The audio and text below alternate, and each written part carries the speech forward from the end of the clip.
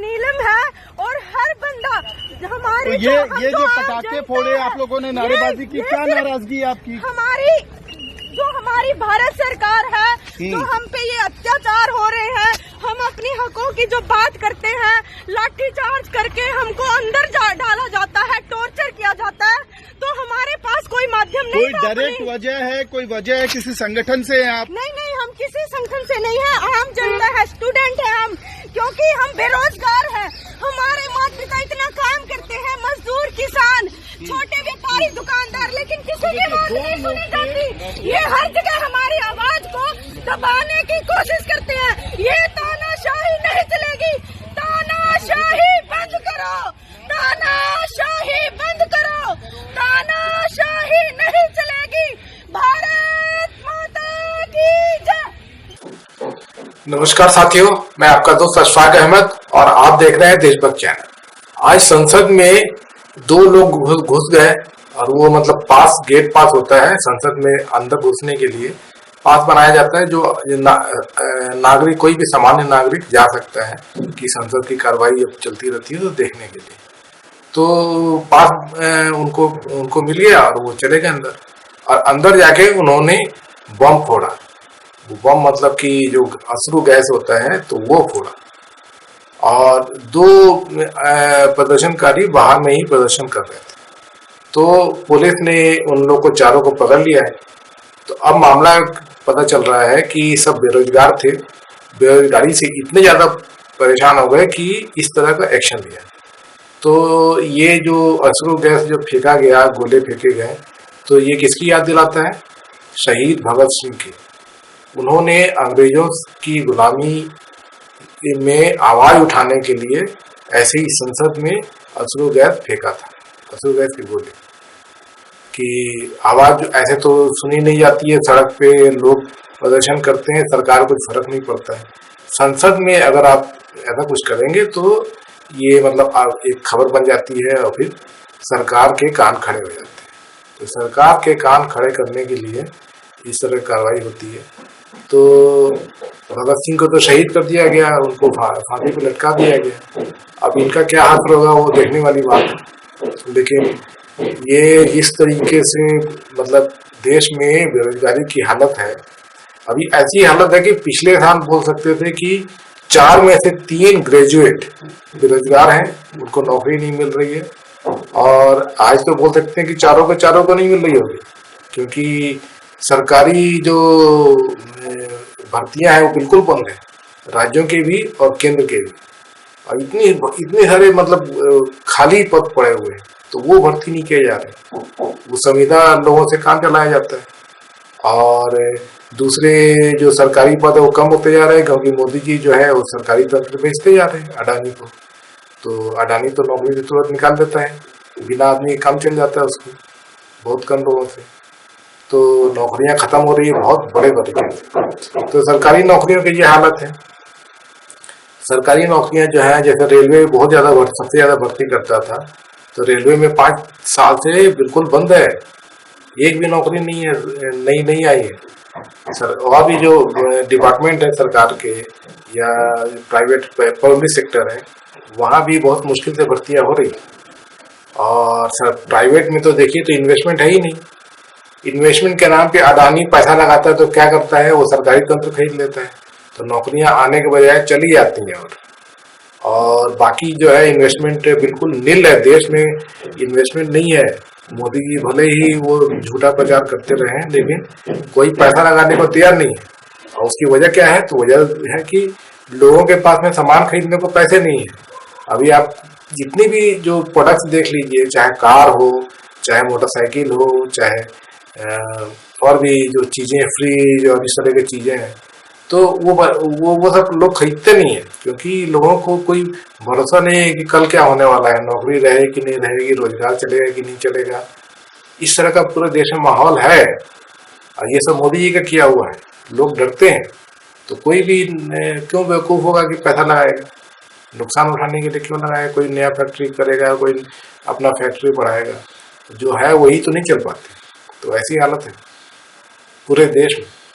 बाहर वाले तो भाग ही गए, अपने देश के जो धन्ना सेठ है वो भी पैसे बाहर लगाते हैं, अपने देश में नहीं लगाते हैं। तो फिर नौकरियां कहाँ से आएंगी? तो सरकारी तो मैंने बता दिया कि वो तो भर्ती होती ही नहीं है, पिछले 5 साल से 6 साल से वो भर्तियां बंद पड़ी हुई हैं। और प्राइवेट में देख लीजिए तो मैं बताया कि इन्वेस्टमेंट नहीं है, तो फिर रोजगार कहाँ से आएंगे? जो लघु उद्योग थे तो मोदी जी ने सब बंद कर उनको मार दिया। नोटबंदी, जीएसटी और उसके बाद में लॉकडाउन से लघु उद्योग सब खत्म हो गए। तो वहीं पे सबसे ज्यादा रोजगार होते थे तो वो भी खत्म हो गए। तो ना प्राइवेट में रोजगार है ना पब्लिक सेक्टर में सरकारी है। और जो बड़े कॉर्पोरेट होते हैं तो उसमें सिर्फ आईटी वाले जो हैं, क्योंकि उनको प्रोजेक्ट अमेरिका से या यूरोप से मिलता है तो वहाँ पे नौकरियाँ होती हैं। उसके अलावा दूसरे सेक्टर हैं तो वहाँ पे बिल्कुल जीरो है, कुछ नहीं मिलती, कुछ नौकरियाँ नहीं आती।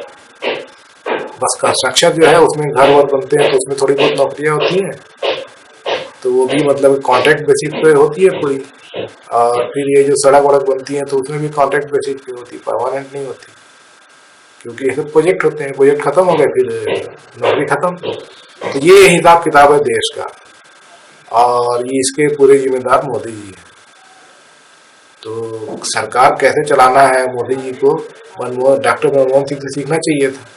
ये तो पूरा उलट कर दिए मोदी जी ने। डॉक्टर मनमोहन सिंह जिस तरीके से चला रहे थे कि उनका जो जितना भी ये था, देखिए कि इतनी बड़ी एक 2008 में मंदी आई थी, विश्व मंदी, और उसमें भी हमारे देश को फर्क नहीं पड़ा था। उसकी वजह ये थी कि डॉक्टर मनमोहन सिंह ने ये किया था कि अपना जो है रोजगार पैदा करते रहो, लोगों को रोजगार चलता रहे, भले ही दूसरे देश जो है वो जूझ रहे हों, लेकिन अपने देश में इन्वेस्टमेंट करो। तो अगर प्राइवेट नहीं करेंगे तो सरकार को करना चाहिए।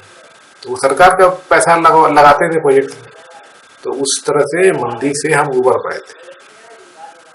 और जैसे मनरेगा जो स्कीम था, तो मनरेगा स्कीम तो मास्टर स्ट्रोक था कि गांव में जो मजदूर लोग हैं तो उनको गांव में ही काम मिले और पैसा मिले, तो वो सामान खरीदेंगे। और ये सामान जो होता है कहाँ, फैक्ट्री में बनता है, और फैक्ट्रियाँ कहाँ होती है, शहरों में। तो शहर भी चलेंगे, गांव से लेके शहर तक वो सब चलेंगे। और यही चीज जो है राहुल गांधी अब बोलते हैं।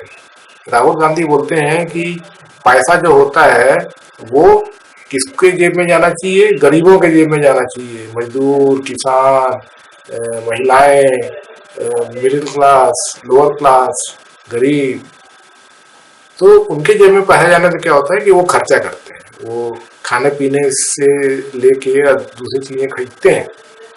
और वो खरीदेंगे तो क्या होता है, इकोनॉमी चली जाती है। वो पैसे जो खरीदेंगे तो जहाँ पे खरीदे तो उसका भी जिंदगी चल गया, फिर वो कुछ और खरीदेगा तो उसका जिंदगी, ये पूरा चेन होता है। तो ये चेन जो होता है तो उससे इकोनॉमी चलती है। तो इसके लिए जरूरी है कि गरीबों और मिडिल क्लास और लोअर मिडिल क्लास को पैसे दिए जाए, उनके जेब में पैसे आए। अब मोदी जी उल्टा करते हैं, जीएसटी लगा के उनके जेब से ही पैसे निकाल लेते हैं। तो ये जो अब क्या करते हैं मोदी जी, आपको पता है कि कर्जा माफ कर देते हैं अडानी और बड़े बड़े उद्योगपतियों का, मतलब लाखों करोड़ों की तादाद सब मिला के। अभी कुछ खबर आती कि 25 लाख करोड़ से ज्यादा का कर्जा माफ कर दिया। 25 लाख करोड़ को बहुत बड़ी रकम होती है। हमारे देश का जो ये पूरा जो ये है इकोनॉमी है 44 लाख करोड़, उसने बताई 25 लाख करोड़ का कर्जा माफ। बैंकों की हालत क्या होगी सोच सकते हैं। और फिर बैंक में जो पैसा लगाए हुए हैं गरीब लोग, जो छोटे छोटे अकाउंट में पैसे होते हैं, उनको नुकसान है ना, क्योंकि ये जो पैसा जो मोदी जी ने कर्जा माफ कराया वो पैसा बैंक में रहता तो बैंक से उनको इंटरेस्ट ज्यादा मिलता, बैंक ज्यादा कुछ सुविधा देता, वो नहीं कर पा रहा है बैंक। तो ये सब चीजें हैं, ये सब जो है जुड़ी चीजें हैं। और ये सब बहुत जरूरी होता है कि कोई भी सरकार जो हो वो इसके बारे में सोचे और चलाए। तो इससे क्या होता है कि ये सब चीजें होती हैं तो नौकरियां बनती हैं, सबसे बड़ी बात। तो सरकारी नौकरियां भी क्या है बंद करके रखें, उसकी कोई भी वजह हो, लेकिन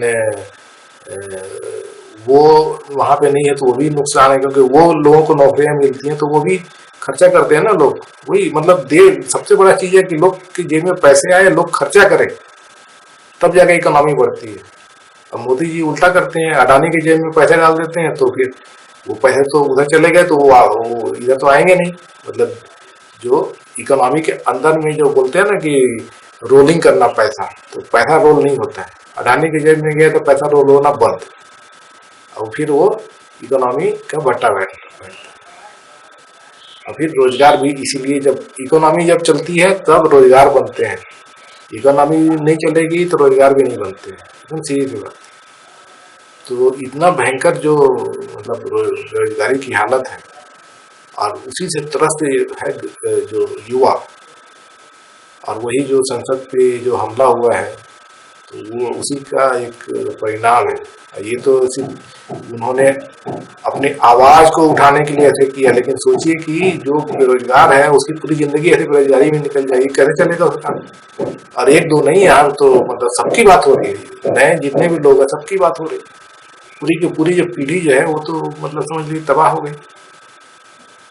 ये सब मोदी जी कभी सोचेंगे भी नहीं, या तो ना उनके लगता है उनके में कोई क्षमता है इस बारे में सोचने की।